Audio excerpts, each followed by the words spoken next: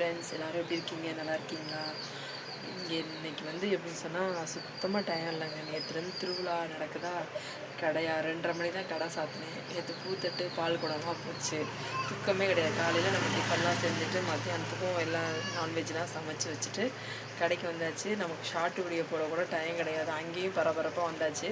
இப்போ வந்து கோயிலுக்கு எல்லோரும் பொங்கல் வைக்க போயிட்டாங்க. நான் வந்து ஞாயிற்றுக்கிழமை தாங்க பொங்கல் வைப்பேன். ஏன்னா நம்ம கடையும் பார்க்குறதுனால இப்போ 2 வருஷமாகவே இந்த சூழ்நிலை தான். ஞாயிற்றுக்கிழமை வைக்கிற மாதிரி ஆயிடுது. சரி, அதனால் நான் அத்தாவுக்கு நம்ம வேண்டிக்கு எப்போ வேணாலும் அவளுக்கு வச்சுக்கலான்ட்டு என்னோடய சூழ்நிலையை பொறுத்து நான் வந்து அட்ஜஸ்ட் பண்ணி அவளும் எனக்கு ஏற்ற மாதிரி அட்ஜஸ்ட் பண்ணி கொடுக்குறா. அதனால் நான் வந்து ஞாயிற்றுக்கிழமை தான் நான் பொங்கல் வைக்கலான் இருக்கேங்க. இன்றைக்கி வந்து எப்படின்னு சொன்னால் எல்லோரும் எங்கள் ஊரில் 4 நாள் திருவிழா நடக்கும். ரொம்ப சூப்பராக நடக்கும். தீவெட்டிங்கிறது 4ஆவது நாள் ரொம்ப விசேஷமாக நடக்கும். கண்டிப்பாக நீங்கள் பக்கத்துலலாம் இருந்தீங்கன்னா கண்டிப்பாக வாங்க. எங்கள் ஊர் எங்கே தெரியுங்களா? புதுக்கோட்டை டிஸ்ட்ரிக்ட் பொன்னமராவதி வேகுப்பட்டின்றது ஏனமாரியம்மன் கோயில் திருவிழா ரொம்ப சூப்பராக நடக்கும்.